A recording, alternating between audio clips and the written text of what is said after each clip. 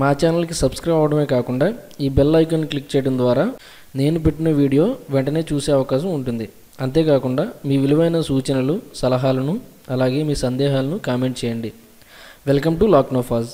ఆంధ్రప్రదేశ్ మరియు తెలంగాణలోని ఈరోజు గోల్డ్ రేట్ వివరాలు ఇలా ఉన్నాయి.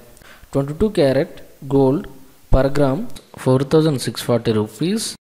22 క్యారెట్ గోల్డ్ 10 grams 46,400 రూపీస్.